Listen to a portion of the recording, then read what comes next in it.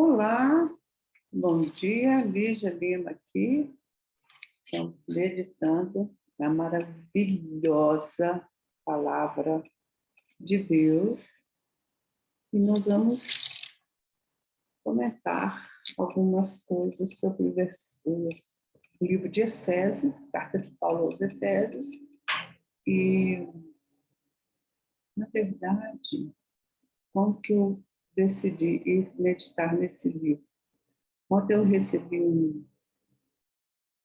um áudio de uma amiga querida, Juliana Massala, minha pedagoga predileta. Uma mulher incrível. Ela é especialista em desenvolvimento de curso e ela que me orienta na organização das minhas ideias, digamos assim, com relação ao meu curso. Mas ela é incrível. Quem quiser precisar, eu indico. Me chama no direct, ou me chama lá na mensagem que eu indico. Mas olha só, Epístola de Paulo aos Efésios. Ontem ela me mandou um recado falando sobre o livro de Efésios, que fala sobre um mistério. Nós vamos falar sobre esse mistério, mas não hoje, porque, olha, um versículo, eu comecei a ler o livro de Efésios para meditar nele, mas eu parei no primeiro e segundo versículo e não consegui sair dele. Meu Deus, como tem conta na mão. Eu acredito, Ju, que até chegar no mistério vai demorar um pouquinho, mas a gente vai saber que mistério vai ser revelado, tá? Mas vamos lá. Olha que coisa maravilhosa, como isso não enche o nosso dia, não alimenta o nosso espírito o suficiente para nos colocar em lugar de segurança e de paz que o mundo tanto procura. Para segurança e paz é só aqui, ó, tá? Então, vamos lá. O que eu vi nesse texto? Eu vi o primeiro e o segundo capítulo, versículo do capítulo 1 da carta de Paulo aos Efésios.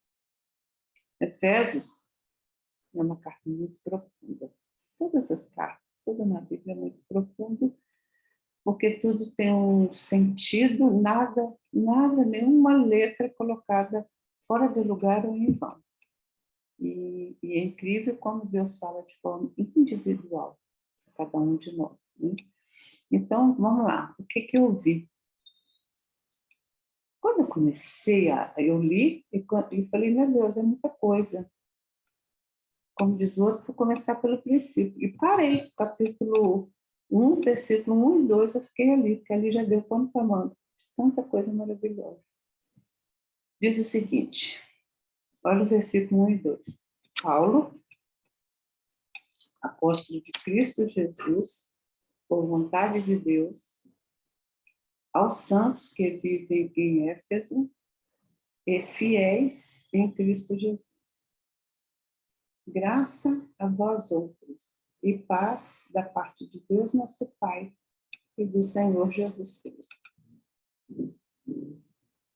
Nesse momento não precisa mais do que isso. Olha aqui, Paulo, o apóstolo. De quem? De Cristo Jesus. Por causa de quem? Da vontade de Deus. E aqui ele se dirige aos santos e fiéis em Cristo Jesus que vivem em Éfeso. E aí ele deseja a graça, a maravilhosa graça e a paz.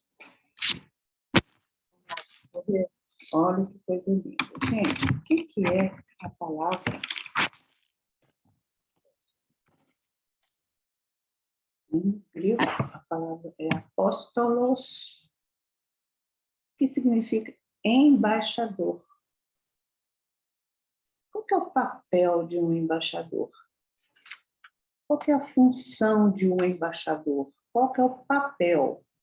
Ele tem credenciais conferidas para representar o governo em qualquer lugar do mundo, onde ele for enviado, onde ele estiver. Onde ele estiver presente, se ele for enviado como embaixador, que é o que significa a palavra apóstolos no grego, ele é então quem? Qual que é a principal função? Ele vai representar o líder de uma nação, de um embaixador, principal função. Ele vai representar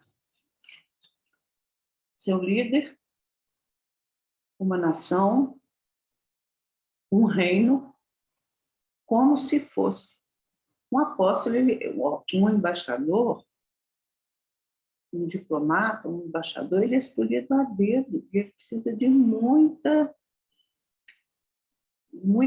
como é que fala, qualidades, atributos, muita preparação para chegar lá, naquele país, naquele lugar, naquela nação, e representar quem o enviou. Então, não é qualquer um. É uma pessoa que ela é escolhida a dedo, ela é separada para que ela possa ser representante daquela nação, daquele líder que a enviou, daquele reino, como se fosse ele. Então, ele vai falar em nome de.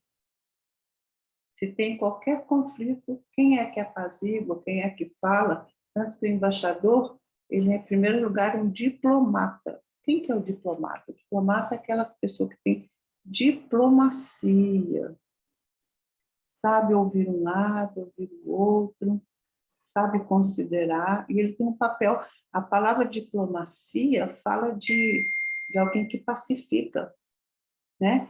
Que coloca os pingos nos is de ambas as partes, consegue ouvir cada lado e não se envolver. Então, assim, são credenciais conferidas de alguém que sabe o que está fazendo. Ele tem diplomacia para representar aquele reino ou aquele senhor. Então, ele se apresenta como apóstolo por causa disso. Olha, é como se ele estivesse falando assim, quem verdadeiramente eu sou, escrevendo uma carta aos Efésios, eu sou apóstolo, ou seja, eu sou apóstolo de Cristo Jesus, ou seja, eu sou um embaixador que foi designado para estar aqui. Eu tenho todas as credenciais de alguém que pode representar, sabe representar, porque eu fui enviado. Nada mais, nada menos por Cristo Jesus, né? Então, quando o embaixador, ele fala em nome de, e ele representa e fala em nome de Jesus Cristo. E ele fala, vamos lá, nossa, muito maravilhoso. Então, ele tem credenciais conferidas, estabelecidas, sedimentadas, carimbadas, autorizadas. Ele tem autoridade para falar em nome de. No caso aqui, ele representa nada mais, nada menos do que Jesus Cristo. Que autoridade, hein? Ele tem autoridade para falar em nome de Jesus Cristo. E quem é Jesus Cristo?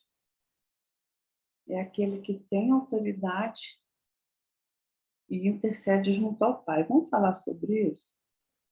Ele veio aqui na Terra em forma de homem, sofreu na carne todas as tentações humanas. Então, quando ele chega para Deus para interceder por nós, ele sabe o que ele está falando, porque ele sentiu na pele. Isso está comprovado lá no texto de Hebreus. Hebreus 4,15 diz o seguinte. Vamos abrir aqui Hebreus 4,15. Olha isso aqui. Olha isso aqui. Preste atenção. Olha o nome de quem ele estava falando, hein? Porque não temos sumo sacerdote que não possa compadecer-se de nossas fraquezas. Antes, ele foi tentado em todas as coisas, a nossa semelhança, porém sem pecado. Acheguemo-nos, portanto, confiadamente junto ao trono da graça, a fim de recebermos misericórdia e acharmos socorro para a ocasião oportuna. Ó, isso aqui, a gente parar nisso aqui, depois disso, estudando. Então, quando ele falou, não temos sumo sacerdote, quem que é Jesus Cristo? é o sumo sacerdote, o sacerdote supremo. Então, ele se apresenta como embaixador do sacerdote supremo. Vamos lá, gente. Para você saber o que é sumo sacerdote, aí a gente tem que voltar um pouquinho lá no Velho Testamento. O que é sumo sacerdote? A maneira que Deus, naquele tempo, encontrou de estabelecer contato. Não existia Jesus Cristo, existia, lógico. Ele estava com Deus lá no céu. Antes da fundação do mundo, Pai, Filho e Espírito Santo já existia. Mas Jesus ainda não tinha vindo à Terra. Então, nós não tínhamos esse intercessor, alguém que viveu na pele tudo que a gente viveu, para interceder junto ao Pai. Por que precisa de um intercessor? Porque Deus é santo. Ele não consegue coadunar com a nossa corruptibilidade. Mas peraí, vamos voltar aqui. O que é sumo sacerdote? O sumo sacerdote no Velho Testamento, ele era talhado por Deus, acima de todos os sacerdotes, levitas, ou seja, os que trabalhavam no tabernáculo. O que era o tabernáculo, gente? O tabernáculo, que era chamado também de a tenda da congregação, era um lugar que Deus, lá no livro de Êxodo, mandou Moisés construir com toda uma simbologia, um significado, que até eu estou com o desejo de fazer o estudo sobre o tabernáculo. É muito rico, tá? Porque é tão rico que fala tanto de Jesus, vocês não têm noção. Foi escrito no livro de Êxodo, no Pentateuco, lá nos primeiros livros da Bíblia, né? Êxodo é o segundo livro. Então, assim, tipo, Deus mandou construir esse lugar. Então, era o lugar onde Deus morava, onde Deus estava, onde Deus habitava. Então, imagina, Deus estava conduzindo aquele povo no deserto, foi todo dividido em tribos, que eram instalados em torno do tabernáculo. O tabernáculo era o centro. E o tabernáculo no centro, significa que Deus deve ser o centro da nossa vida e da nossa história. Então, quem que era o sumo sacerdote? O sumo sacerdote era... Ai, meu Deus, estou com vontade de falar tanta coisa. Era o único que estava autorizado a entrar no lugar santíssimo ou santo dos santos. Para isso, eu vou ter que voltar mais um pouquinho e dizer que o tabernáculo era dividido em 3 partes, ou 3 níveis, tá? O primeiro lugar era o pátio, ou o átrio. O segundo lugar era o lugar santo, e o terceiro lugar era o lugar santíssimo. O que era o pátio, ou átrio? Era a área externa do templo, era um templo, onde todos podiam ficar. Era onde o povo se reunia, congregava. O lugar santo era o primeiro compartimento, e tudo, gente, tinha cortinados incríveis, com cores distintas, separando um do outro. Até as cores das cortinas tinham um significado. Aí vem o segundo lugar, que era o lugar santo. Era o primeiro compartimento do templo, porque o átrio ou o pátio era o de fora, onde o povo ficava. O primeiro compartimento era totalmente restrito aos sacerdotes. Somente os sacerdotes poderiam entrar naquele lugar, e para entrar eles deveriam estar devidamente preparados. E aí vinha o terceiro lugar, que era chamado lugar santíssimo ou santo dos santos. Então, vamos lá. Em primeiro lugar, o pátio ou o átrio, onde todo mundo ficava. O lugar santo era onde o sacerdote entrava, e se entrasse alguém que não era autorizado, ele morria na hora. Tamanha a glória de Deus, a santidade de Deus naquele lugar. E o Santo dos Santos, ou lugar santíssimo, era um lugar, era o terceiro compartimento, que era separado por um véu grosso, né? Quando lá no Novo Testamento, que o véu do templo se rasgou, anota aí. Mas vamos lá, gente, depois vai falar sobre isso. Então, esse compartimento era um lugar santíssimo. Nesse lugar, só entrava uma vez por ano para expiar pecados pelo povo o sumo sacerdote. O sumo sacerdote. Mesmo assim, ele entrava depois de um extenso ritual, sacrifícios, ofertas, de preparação. Ele tinha que estar completamente purificado. Né? Existiam os rituais de purificação. Então, Lígia, por que tanto ritual? Porque era a maneira que Deus estava estabelecendo o conceito, ou a ideia, ou a verdade de que o homem poderia se relacionar com Deus. Mas existiria uma maneira de entrar nesse relacionamento, porque Deus é muito santo e ele não consegue compactuar com o pecado. Então, ele estava estabelecendo uma maneira de se relacionar com esse homem, tendo em vista que vinha lá na frente, que era Jesus. Então, na verdade, o sumo sacerdote, que aqui fala em Hebreus, eu li de novo o texto de Hebreus, diz o seguinte: não temos, então, quando ele falou, eu sou apóstolo, ou seja, eu sou embaixador. Né? Eu sou apóstolo, embaixador de quem? Cristo Jesus. E Cristo Jesus, quem é ele? Ele é o sumo sacerdote, que entra no lugar santíssimo, que habita no lugar santíssimo, e ele intercede por Deus.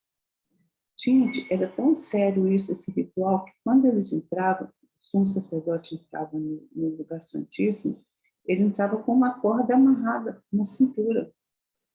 Porque se ele tivesse algum resquício de pecado, de preparação mal feita, ele morreria lá dentro. E não podia entrar lá nem para tirar o cadáver. Eles tinham que puxar a pessoa por essa corda para tirar o cadáver lá de dentro. Tamanha a glória de Deus e a santidade naquele lugar. E aí Paulo está aqui dizendo que ele era sacerdote com credenciais conferidas e autorizados por Cristo Jesus, que era o quê? A Bíblia se explica com Bíblia. Então, quando Hebreus fala que ele era o sumo, nós temos um sumo sacerdote, né? Que é capaz de compadecer-se das nossas fraquezas. Nós temos o sacerdote supremo, que a nossa semelhança foi tentado de todas as formas, porém sem pecado algum. Então, na verdade, o sacerdote supremo, que era Jesus, era quem ele estava representando. Eu não estou aqui enviado por homens, até porque Paulo chegou depois, gente. Paulo não era um dos discípulos. Paulo chegou depois que Jesus já tinha morrido. Paulo era um judeu estudioso e um, como é que fala? Estudioso do Velho Testamento, um defensor ferrenho do judaísmo e um feroz perseguidor dos cristãos. Na verdade, a palavra cristão significa pequenos cristos. Gente, presta atenção nisso que eu estou falando. Então, Paulo está dizendo o seguinte: imagino que, como Paulo chegou depois, e chegou com toda essa bagagem, esse conhecimento, houve um ciúme normal, né? A natureza humana é em qualquer lugar. Dos discípulos.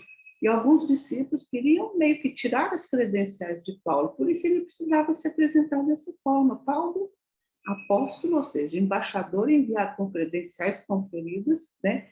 De quem? De Cristo Jesus, que é o supremo sacerdote. Então, o sumo sacerdote no Velho Testamento, ele entrava no Santo dos Santos, depois de fazer todo o ritual de expiar todos os pecados dele e do povo, entrava com uma corda amarrada na cintura, que se tivesse algum vestígio de pecado, de não confessado, ele era fulminado lá dentro e teve que ser tirado, puxado pela corda. Tamanha a glória de Deus e a santidade de Deus naquela casa, naquele lugar santíssimo, lugar mais sagrado.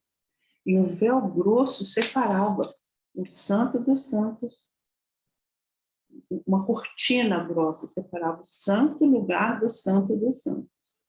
Então ele está aqui dizendo, com essas palavras, né? No grego, ele está dizendo: olha, eu estou aqui credenciais conferidas, nada mais nada menos por Jesus Cristo. Eu sou embaixador dele, eu não fui enviado por homens. Vocês não estão entendendo? Eu não fui enviado por homens. Então, eu estou aqui pela vontade de Deus. Que vontade é essa? Boa, perfeita e agradável. Os pensamentos de Deus são pensamentos de paz. Então, Deus credenciou, Deus autorizou, e Paulo, gente, teve um encontro incrível, né? Ele estava indo para Damasco, a caminho de Damasco, perseguindo ferozmente os cristãos, e ele teve uma experiência, está lá em Atos capítulo 9, leia esse texto, mostrando a conversão de Paulo. Como é que foi que ele se encontrou com Deus? Ele caiu do cavalo e Deus falou com ele. E ele ficou cego. Eu não vou contar a história, não, vou deixar vocês curiosos. Está lá no capítulo 9 de Atos. Atos dos Apóstolos. Atos dos Apóstolos. Vê que ele fala. Então, ele tinha credenciais conferidos, assim ele se apresentava, né? E aí ele dizia assim, aos santos, deixa eu ver se eu acabei essa parte aqui, né? Então, pela vontade de Deus. Então, aqui de novo, ele reafirmava, né? O que ele já tinha falado antes. Apóstolo, embaixador com credenciais conferidos, de Jesus Cristo, que é o supremo sacerdote, né? Que o sacerdote, sumo sacerdote, era o único que podia entrar naquele lugar uma vez por ano. Então, Jesus não era nem o sumo sacerdote, era o supremo sacerdote, tá? E aí ele reafirma o que ele tinha acabado de falar quando ele diz pela vontade de Deus. Ou seja, Paulo reafirmava que ele não tinha sido chamado por homens, até por causa das polêmicas que estavam acontecendo, mas que ele tinha sido chamado por Deus. Ele, então, porque não foi um discípulo como os outros, foi porque ele chegou depois, né? E ele era um perseguidor do cristianismo, mas depois que ele se encontrou com Deus, ele se entregou de corpo e alma. Para vocês terem uma ideia, ele decidiu não casar para se dedicar à obra de Deus.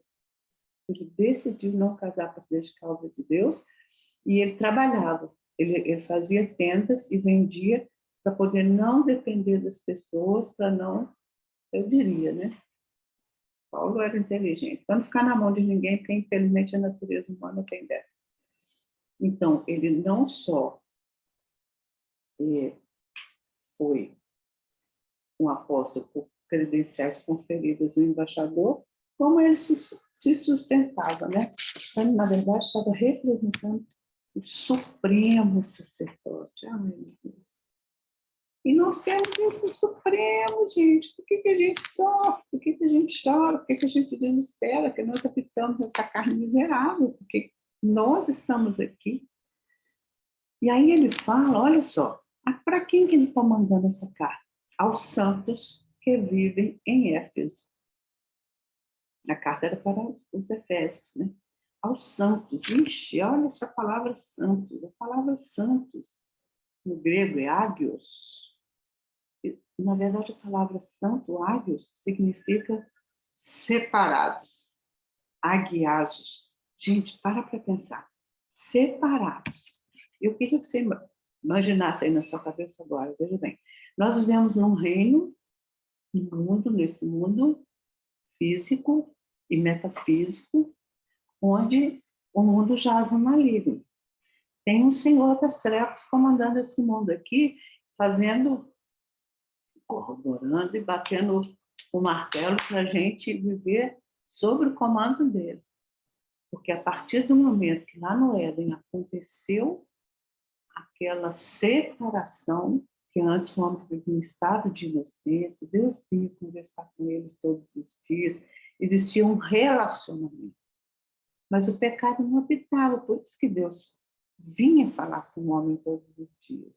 Hoje Deus vem falar com o homem todos os dias, se ele quiser ouvir, de outra forma. Mas naquela época o estado de inocência do homem permite, não era estado de burrice não, viu, gente? Ele era muito inteligente. Deus deu serviço a ele de colocar nome em todos os animais da terra. E foi Adão que colocou. Então, lavrava e arava a terra, ele tinha trabalho. Mas então não era um ignorante, ele vivia em estado de inocência, ele não tinha conhecimento do bem e do mal, ele estava ali meio que como os anjos, obedecendo, de forma espontânea, mas, tipo, ele não tinha consciência, né?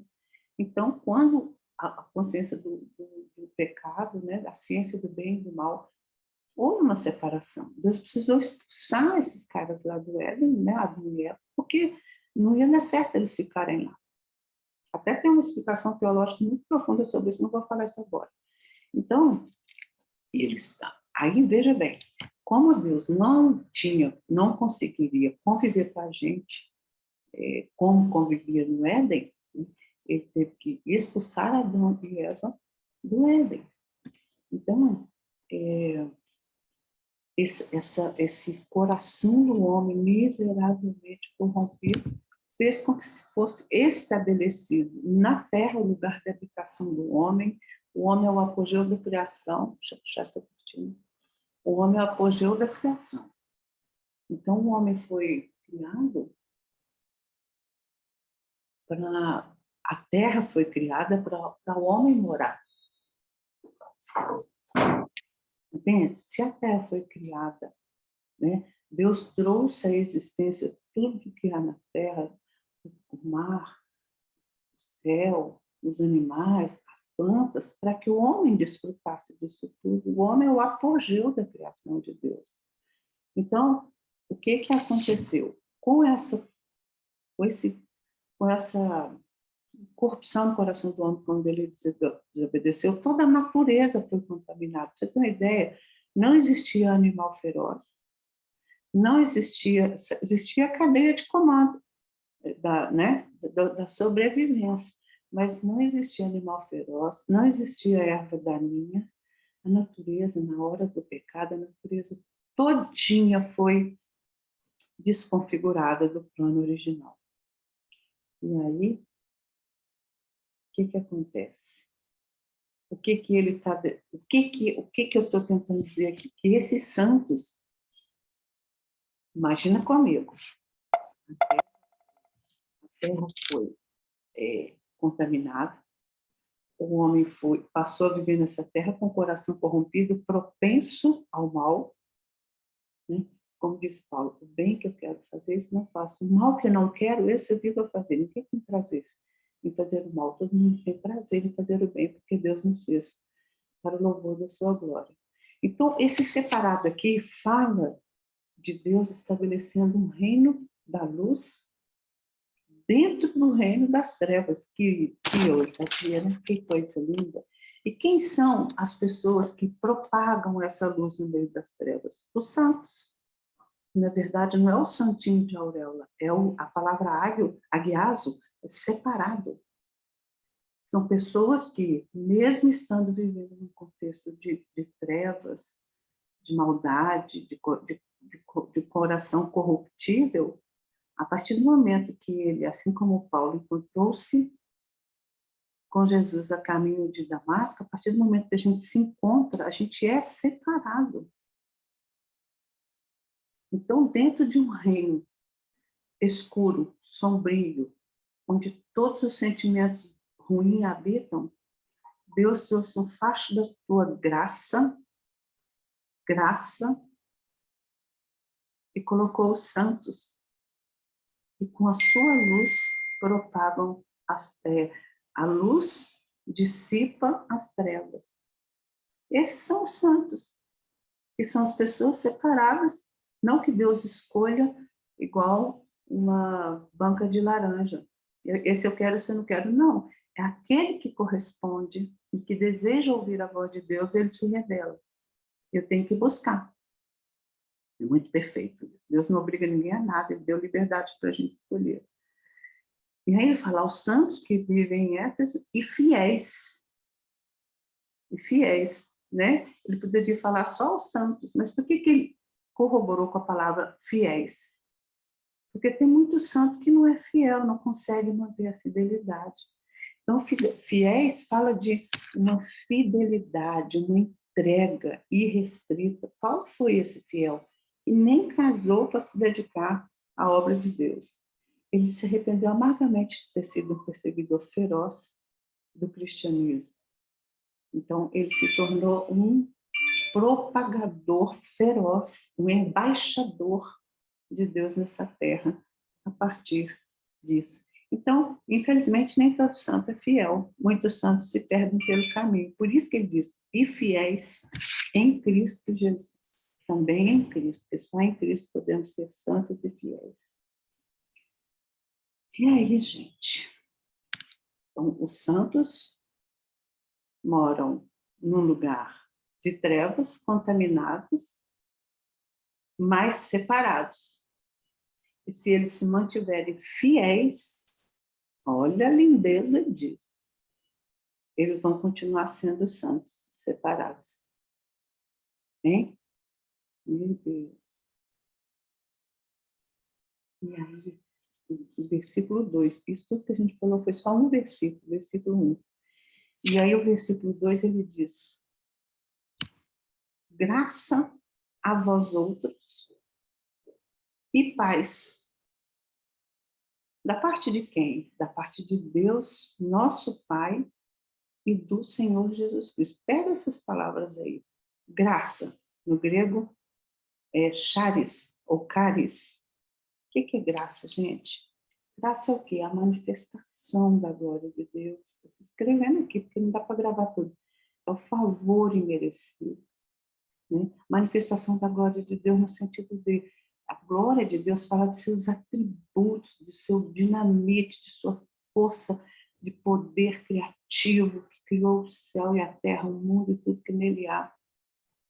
Né? E que colocou o homem para viver ali, sabia que o homem ia desobedecer e criou uma maneira de reconectar esse homem com Deus. Com graça é nada mais, nada menos do que um favor de Deus ao homem miseravelmente corrompido.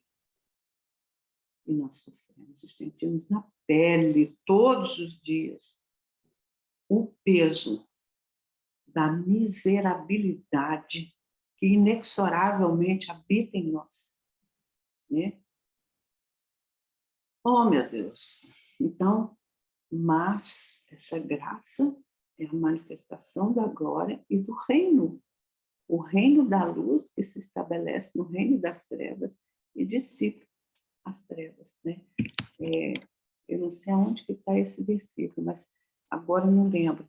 Mas tem um versículo que fala que nós fomos transportados do reino das trevas, estávamos todos condenados, para o reino do Filho do seu amor. Então, mudo de posição. Eu saio daquela treva. O que é treva, gente? É todo tipo de miséria, de tristeza, de angústia, de pecado, né? Um abismo chama outro abismo, um pecado chama outro pecado. Na hora que você vê, você está enrascado num rolo, você não sabe como sair daquela escuridão, porque treva é a escuridão. Então, a gente foi tirado daquela condição e fomos transportados para o reino do Filho do seu amor. O que existe no reino dos filhos do seu amor? O oposto do que existe no reino das trevas. Completamente oposto. É o lugar onde a gente sente, né, a manifestação dessa glória, dessa graça. Então, em um mundo que jaz no maligno, a gente consegue experimentar essa graça. E aí, é onde aí Paulo entra e fala, graça a vós outros, a todos vocês, santos, e paz. Aí a palavra paz, que é shalom. Ah, shalom, paz. O que quer dizer paz? Como que é possível ter paz num lugar onde as trevas reinam? Primeiro que a gente foi transportado para o reino do Filho do seu amor. Então a gente consegue trazer luz nessas trevas. E mesmo estando sofrendo as consequências das trevas que há em mim, das trevas que há no mundo, nós conseguimos ter paz. Mas não é qualquer paz, né? Não é qualquer paz. Filipenses 4:7 fala, e a paz de Deus, que excede a todo entendimento, guardará o vosso coração e a vossa mente em Cristo Jesus. Então, a paz que excede a todo entendimento, ela guarda o nosso coração em Cristo Jesus. A paz que excede a todo... Por que excede a todo entendimento? Porque é uma paz inexplicável, uma paz maravilhosa de sentir, e que mesmo que a gente esteja sendo perseguido, ou no leito de morte, ou doente, ou seja, o que for, se estamos em Cristo Jesus, nós conseguimos manter a paz. A paz é o que nos impede de entrar em sofrimento profundo, porque nós estamos dentro do reino do Filho do seu amor. Então, gente, não é qualquer paz, né?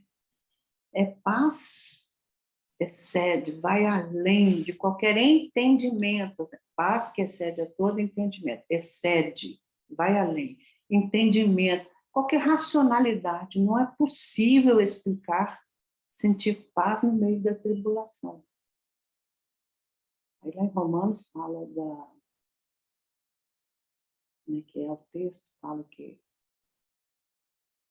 nem vida, nem morte, nada pode nos separar do amor de Deus. Nós podemos estar atribulados, mas não desesperados, porque nós temos uma âncora, um apoio, que é senão a graça de Deus, o sacerdote supremo que intercede entre nós, que nos traz a paz, que nos mantém calmos por causa da graça, maravilhosa manifestação da graça, em estabelecer um reino de luz onde só há trevas. Ah, vou te falar. Não há possibilidade de ter entendimento no nível humano. E olha, ele falou, são 2 versículos. Paulo, apóstolo de Cristo Jesus. Olha quantas vezes ele fala em Deus e Cristo Jesus em 2 versículos. Paulo, apóstolo de Cristo Jesus, 1 vez. Pela vontade de Deus, 2. Aos santos que vivem em Éfeso e fiéis em Cristo Jesus, 3. Graça a vós outros, da parte de Deus, 4. E do Senhor Jesus Cristo, 5.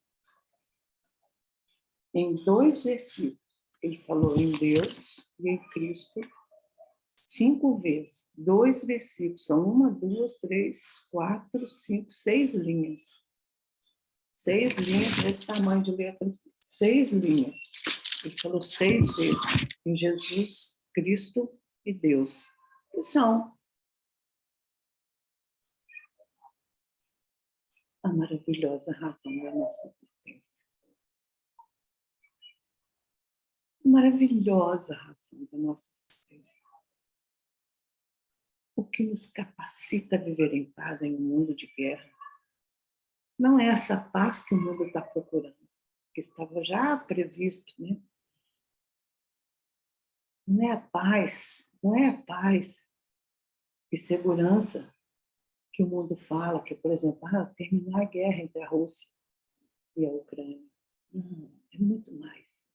É uma paz que eu posso estar no leito de morte, eu continuo sentindo, porque eu sei quem eu sou, eu sei para onde vou. Eu tenho essa... Então, a minha conclusão, né? Como eu vou aplicar isso em minha vida? Eu vou trazer minha memória todos os dias, cada uma dessas palavras. Eu sou embaixadora, credenciais conferidas. Estou aqui não falando em meu nome, estou falando em nome de Deus que fez o céu, a terra, o mundo e tudo que nele há, que criou com a sua inteligência, porque é muita criatividade.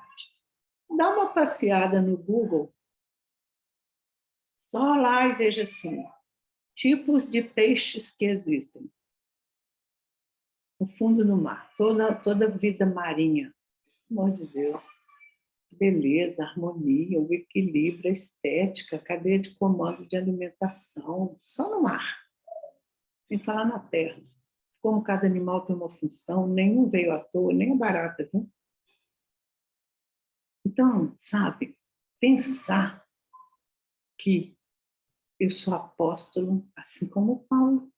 Nós fomos enxertados como gentios, nós fomos enxertados e nós também somos comissionados, enviados, embaixadores de Cristo Jesus pela vontade a vontade de Deus, quer dizer, foi vontade de Deus, fala de que foi Ele quem determinou, Ele estabeleceu, antes da fundação do mundo, antes que Ele fundasse o mundo, Ele fundou o mundo, né, a Terra, para que o homem habitasse nela. Então, Ele não fez nada sem pensar, tudo planejado. Antes da fundação do mundo, o Pai planejou, o Filho executou, e o Espírito Santo separou. Então, foi pela vontade, não foi algo planejado desde antes da fundação do mundo.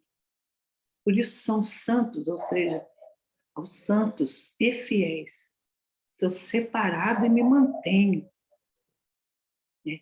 Eu me mantenho no temor de Deus nesse processo todo. Por isso, porque eu tenho uma graça maravilhosa que é o favor imerecido de Deus que me trouxe de volta para Ele, porque lá no Éden o homem perdeu o rumo e Ele me trouxe de volta para Ele a partir de Jesus. E a paz que excede a todo entendimento veio morar no meu coração. Então é isso. Eu tenho um sumo sacerdote. Eu tenho um sacerdote supremo que intercede. Porque mesmo eu tendo consciência disso tudo, eu sou passível de erro. Eu cometo erros e eu continuo pecando. A fábrica de pecado não parou. Não para nunca.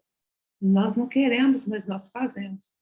Mas nós temos o tempo todo o sacerdote supremo que veio aqui, sentiu na pele o que é, venceu, foi até a morte de cruz, derramou sangue. Por isso que no Velho Testamento fazia esses sacrifícios. Era uma maneira de explicar que lá no Velho Testamento mesmo fala, sem derramamento de sangue não há remissão de pecado. E se a gente for entrar nesse mérito aí?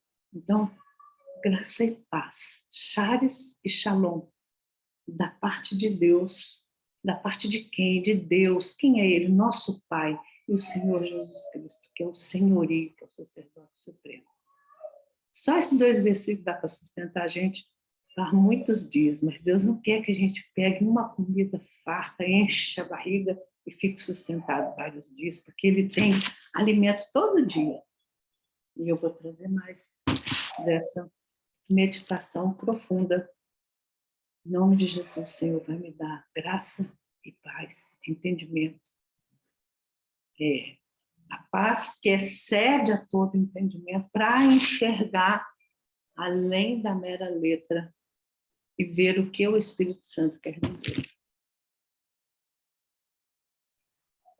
Fica com essa palavra e recebe a condição de embaixador, de separado, de fiel, que vive debaixo da graça e da paz, do amado das nossas almas. Tá bom? É o próximo vídeo.